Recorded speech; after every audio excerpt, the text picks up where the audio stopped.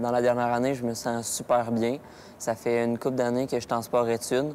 Puis je pense qu'au fil des années, je réussis à chaque année à trouver un meilleur équilibre entre les trois sphères. Je fais de plus en plus de sport plus que je vieillis, mais je garde une très bonne place pour les études. Puis depuis le secondaire 1, je garde une même moyenne, si c'est pas meilleur à chaque année. Fait que je pense que dans la dernière année, ça a encore mieux été que les autres années. Puis j'espère que ça va continuer comme ça pour le futur. Si j'avais à donner un pourcentage pour les trois sphères, je dirais que le sport prend à peu près 50 de ma vie.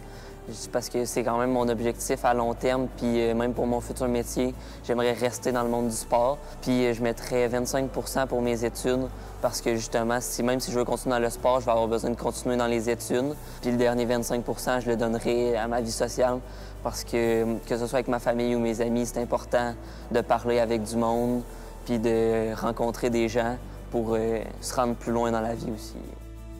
Bien, l'équilibre d'un jeune athlète comme Will, ça s'inscrit directement dans le développement de l'athlète à long terme. Ces athlètes-là apprennent à s'entraîner, ils apprennent à compétitionner, mais il faut aussi qu'ils apprennent c'est quoi un athlète. Puis un des acronymes que j'aime beaucoup puis que je leur enseigne, c'est de mettre du sens. C'est des acronymes de sommeil, l'effort, la nutrition, puis le social.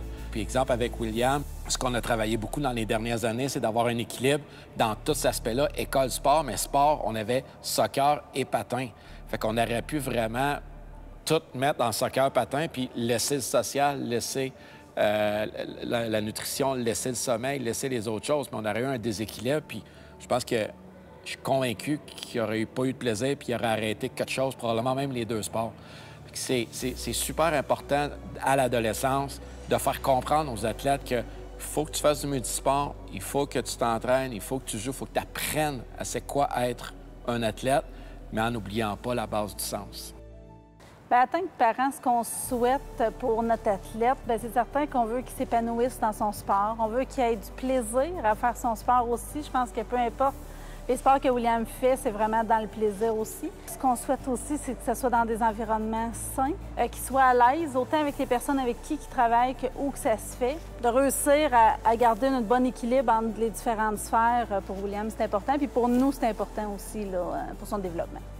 C'est sûr que ça me demande un peu d'effort de tout planifier ça parce que ça me prend un peu de mon temps.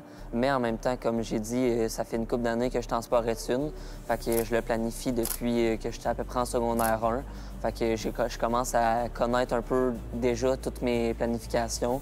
Mais à chaque semaine, c'est sûr qu'on s'assit, on parle de justement tous les repas ou cette semaine, les lifts, mettons, après mes entraînements. C'est nombreux, là. Oui. Fait que c'est sûr que ça demande un peu d'effort, mais je pense que ça me demande moins d'effort que quand j'étais plus jeune parce que je commence à être habitué. Puis maintenant, chaque semaine se ressemble un peu plus. Fait que c'est ça. Je pense que ça prend de l'effort, mais je suis capable de maintenant plus le gérer que ce que je le gérais auparavant.